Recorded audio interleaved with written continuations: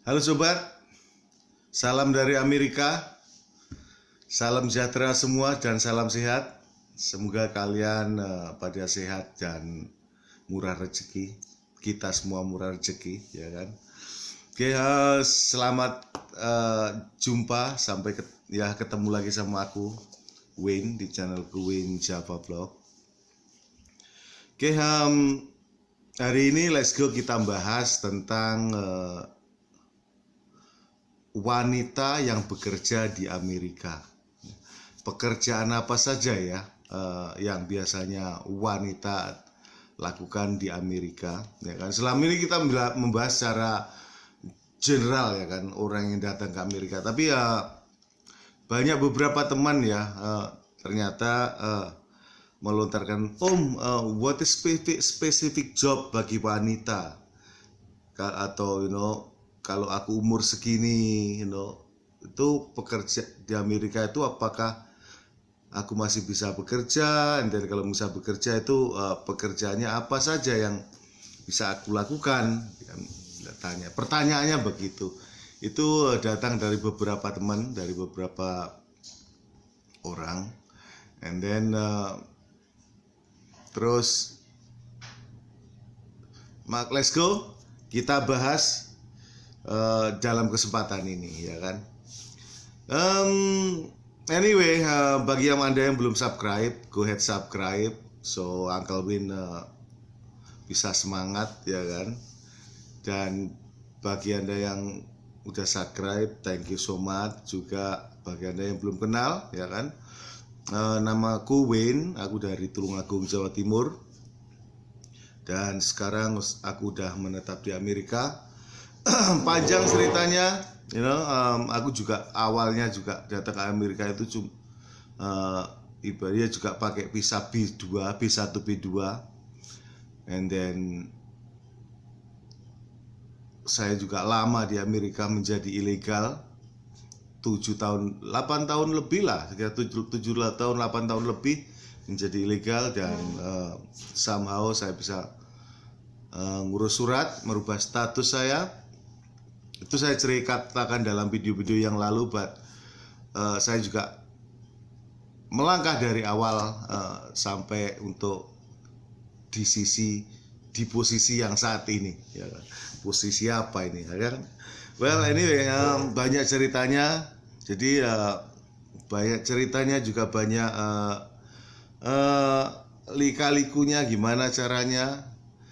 Karena saya juga pernah menempuh cara cari surat itu gini, but akhirnya yang saya bisa tempuh adalah ini. Oke, anyway, kalau Anda ingin hubungi, ingin bertanya secara detail atau agak secretly bertanya tentang gimana caranya ngurus surat untuk melegalkan diri, Anda bisa hubungi saya juga di Instagram,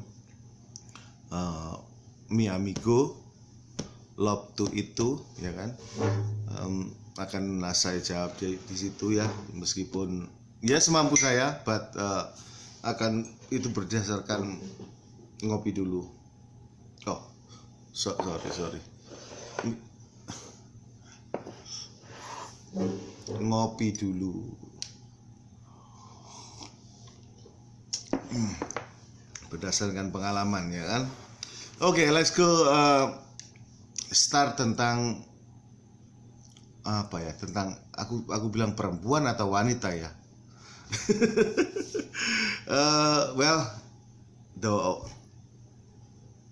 Anyway, apapun panggilan saya, ya kan, bukan berarti saya ingin merendahkan perempuan atau merendahkan wanita, ya kan. But mungkin ada wanita yang dipanggil wanita tidak suka, atau perempuan dipanggil wanita tidak suka, but this is how I call it, for the woman, ya, for the woman, alright. Ya, di Amerika kita punya kesamaan derajat, ya kan. Well, I hope juga di mana saja kita punya persamaan derajat antara pria dan wanita, apapun status Anda. Oke, as long Anda wanita, Anda pria, bagi saya kita sama-sama manusia. So this what I hope so to anyone anywhere in this world. Kita satu dunia, satu bumi, dan kita sama-sama manusia ya. Kita I hope semua orang memperlakukan kita sama, wanita dan pria ya kan. Meskipun memang kita berbeda jenis, tapi kita satu manusia, right? So di Amerika karena kita memang secara kebudayaan juga secara tatanan hidup everyday itu manusia dan pria itu diperlakukan sama. Jadi kalau Anda ingin bekerja di Amerika, kita punya posisi sama, bukan pria lebih tinggi atau wanita lebih tinggi, itu berdasarkan skill kita masing-masing ya kan. Jadi memang menurut struktural tubuh ya kan memang perempuan beda ya kan, karena mereka juga punya waktu period waktu itu kalau kan. Jadi perempuan juga ada yang fisiknya juga beda dengan laki. Makanya job yang diambil perempuan waktu ke Amerika juga berbeda dengan job yang diambil oleh para pria ya. But we all accepted, kita itu menerima. Jadi itu berdasarkan skill yang kita miliki masing-masing. Oke. Jadi pertanyaan pekerjaan apa yang cocok buat saya? Kalau saya wanita, saya umur 40 tahun. Kalau wanita, saya umur 50 tahun. Apakah masih bisa bekerja di Amerika? Itu masih bisa bekerja. Ya menurut skill dan bidang yang bidang Anda mampu lakukan ya kan. Secara legal di Amerika pekerjaan yang diraku wanita itu macam-macam. Ingat kan? Wakil presiden kita juga wanita di sini, ya kan? And then, apakah wanita itu bisa memiliki jenjang karir yang bagus? Bisa, semua itu sama. Oke. Secara legal, kalau memang Anda legal, Anda bisa mempunyai jenjang karir yang apapun yang kalian mampu, apa yang wanita mampu, sesuai skill kita masing-masing. Itu yang aku poinkan ya kan. But let's go back to the tentang pekerja wanita dari Indo ya kan. Oke saya umur 40 tahun. Terus pekerjaan apa yang bisa saya lakukan di Amerika? Begini, bukan pekerjaan apa yang kalian bisa dilakukan di Amerika ya. Kalau kita datang dari Indo ya kan, pasti terbentur dengan status. Pertama itu bukan itu dari semua, dari laki-laki atau wanita, pertama kali kita akan terbentur dengan status. Maksudnya status itu apa? Status legal dan ilegalnya kalian untuk bekerja di Amerika. Itu yang akan membentur pertama kali. Ya kan? Lah untuk mengatasi benturan itu akhirnya apa? Akhirnya kita mencari pekerjaan yang bisa menerima ya kan. Meskipun kita punya skill tinggi, punya skill apa, tapi kan pertama kali benturan status ya, status ilegal dan legal tadi kan. Kalau kita udah punya status ilegal ya, itu secara hukum memang kita tidak boleh bekerja ya. Akhirnya secara secara kenyataannya masih saja bisa bekerja ya kan. Nah, tempat ini apa ya? Mostly tempat ini kalau Anda perempuan bisa aja tetap aja bekerja di restoran, hotel, pertanian, pabrik,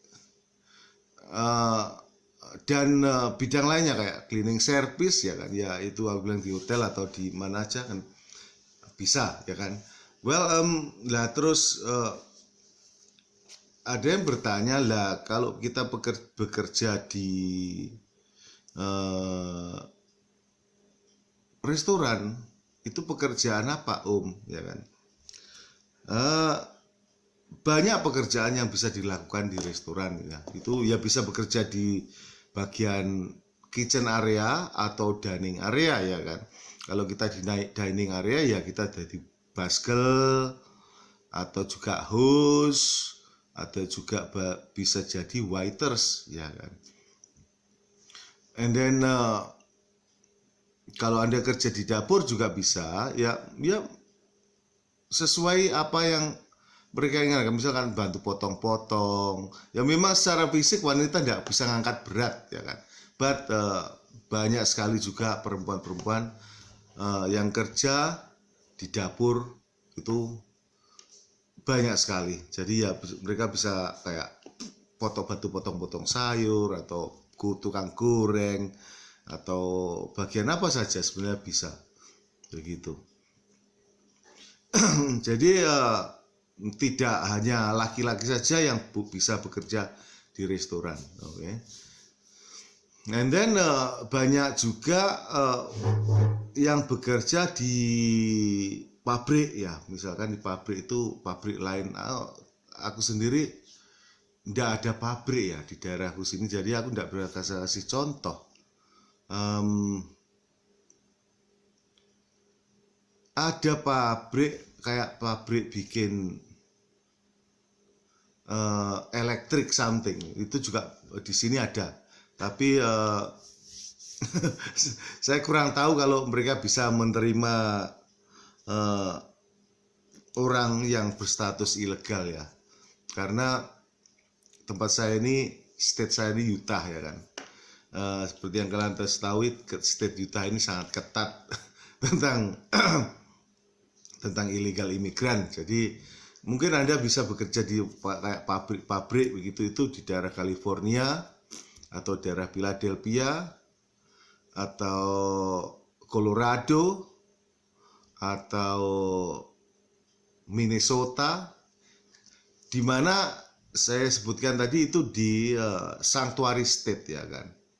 Ada sekitar 11 atau 11 sanctuary state ya, di mana mereka para imigran gelap itu masih terlindungi. Maksudnya akan aman tinggal di state-state tersebut. Nanti kita bahas di video yang lain tentang hal itu. Oke. And then jadi banyak tempat-tempat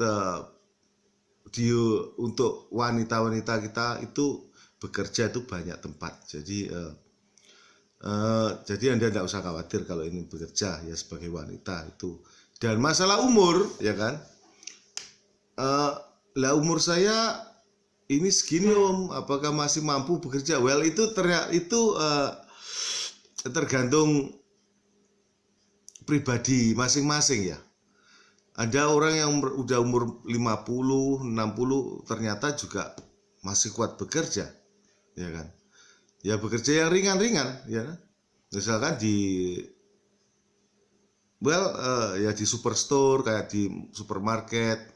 Kalau memang Anda udah legal, ya kan, Anda bisa bekerja di supermarket, begitu. Atau di mana-mana aja lah bisa. Tapi kalau Anda ilegal ya itu tadi aku cuma bisa ngasih tahu kerjanya ya cleaning service atau di restoran itu atau pabrik, itu saja yang saya tahu ya kan. Terus ada lagi, Om, saya ingin ke Amerika, ingin jadi pembantu. Ini one thing ya, orang selama saya di sini hampir 30 tahun ini, saya belum pernah ketemu seorang pun dari Indonesia itu yang menjadi pembantu. Nah, maksud saya pembantu itu kalau di Indo ya namanya pembantu kan tinggal di rumah orang tersebut ya kan, makan, masak, semuanya dia yang membantu, kayak cuci everything, bersih rumah, masak, itu maksudnya membantu. Itu belum pernah saya ketemui. Jadi in real life ya, belum pernah saya ketemui di situ. Jadi saya ndak bisa berpikir kalau ditanya kalau saya bisa jadi pembantu itu gimana caranya, itu saya ndak bisa jawab karena saya ndak tahu tentang hal itu ya kan. Setahu saya ya, ya saya punya kenalan orang-orang kaya juga ada banyak ya kan. Tapi semuanya itu di sini tuh ndak ada yang mempunyai pembantu tinggal live in dengan mereka tuh ndak ada ya kan, begitu. Jadi kebanyakan pembantu di sini yaitu yang ada kayak kalau ya misalkan kalau saya lagi lelah, kalau istri lelah begitu, kadang ada aku panggil orang untuk bantu bersih-bersih rumah. Nah, itu cuman misalkan 2 atau 3 jam ya kan. Aku kasih $50 per jam atau berapa. And then that's all. Itu biasanya kadang datang once a week atau kadang datang hanya waktu kita memerlukan mereka. Kita calling I need to help. Itu tapi enggak membantu all day kayak di Indo. Jadi mereka tuh tinggal di rumah kita, and then terus mereka tuh bantu masak, bantu cuci, bantu everything itu saya belum pernah ketemu. Jadi ya mungkin ada ya. Saya pernah lihat di YouTube itu ada namanya Mbak siapa itu. Dia bilang dia kerja pada seorang keluarga yang mampu ya kan. Ya mungkin aja ada itu ada ya kan. But selama ini secara kenyataannya saya belum pernah temuin itu ya kan. Apalagi di tempat saya, mungkin di tempat yang lain mungkin ada begitu. Tapi terus terang saya nggak tahu kalau misalkan Om tolong carikan saya bos yang bisa aku kerja live in jadi pembantu. Itu saya nggak tahu, itu sama sekali saya nggak tahu ya kan. Karena ya mungkin kalau orang itu sangat-sangat kaya mungkin karena apa? Karena bagaimanapun juga di sini ya kan,